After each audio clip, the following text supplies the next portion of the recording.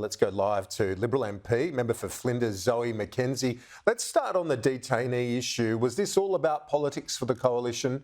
The Prime Minister said you voted one way in the lower house and then shifted the next day because of the politics in the Senate.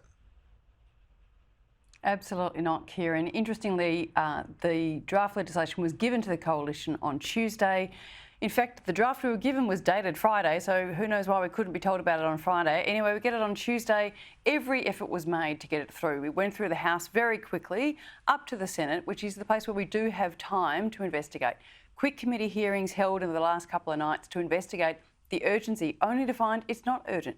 You've got to remember, Kieran, these guys have form. We got dragged back at extraordinary expense last December to pass measures in exactly this space which have not actually ever been used. So, given that we know it's not urgent as in a matter of days, the Senate has done what the Senate is very good at doing, which is to investigate the need for the bill and is this fit for purpose legislation. James Patterson and I sit on PJCIS, and that's the committee that ends up having to look at these bills to make sure that they are robustly fit for purpose for what they do. The faster they go through, inevitably mistakes are made. It needs to be done carefully, and that is what is proposed. And James has made it clear. If we need to come back to pass it, we will. The PJCIS, just for clarity for the viewers, the PJCIS is the most... it's the Parliamentary Joint Committee on Intelligence and Security. It's the most influential parliamentary committee on these matters. And as you say, you've got to scrutinise, and there's often briefing by the security agencies that we're not made aware of. But when it comes to the coalition, you're renowned for being tough on the borders. This is a tough bill. Why not just back it?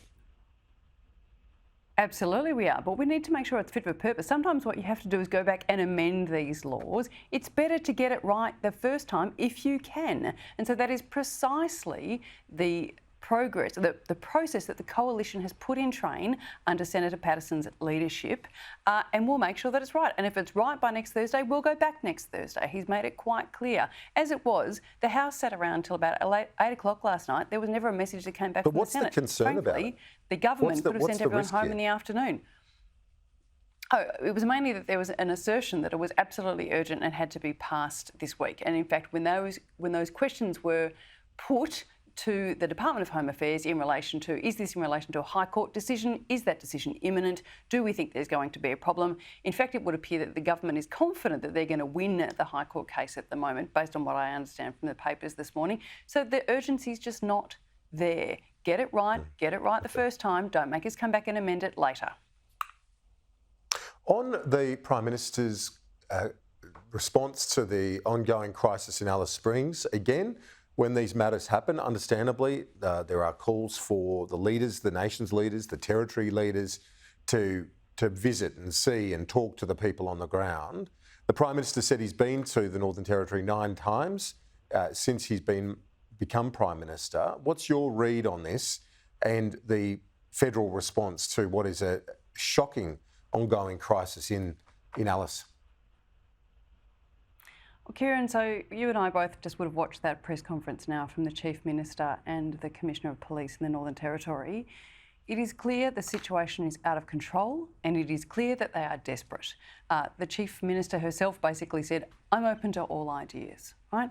I don't know why the Prime Minister is sitting in a vineyard in the Hunter with his union mates and, frankly, not back on his plane and heading to Alice Springs right now. You saw Peter Dutton and Senator Jacinta Price in Alice so many times last year. This is not a new problem. The only reason you have a curfew in place now and 58 additional policemen heading to Alice Springs is because of the consistent pressure that they have put on this issue to say it's a law and order issue. This week, we introduced into the House legislation that would have made it illegal to post on social media criminal activity done by young people and posted for fun. That, you know, the larrikin driving of 200 kilometres an hour down a freeway happens in my electorate too. That's then posted on social media. So we put in a measure to make that illegal. Do you think the government backed us on that? No, they did not, right? They are missing in action on this. They have been missing in action on Alice for well over a year, telling us the voice would solve everything.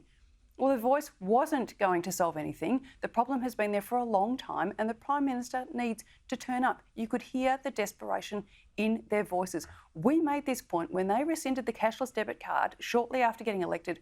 We said this will cause untold damage in Indigenous lives and townships. And look at it, it is doing precisely as we suggested it would. They need to act. They need to act urgently. The Prime Minister needs to get into Alice Springs this weekend.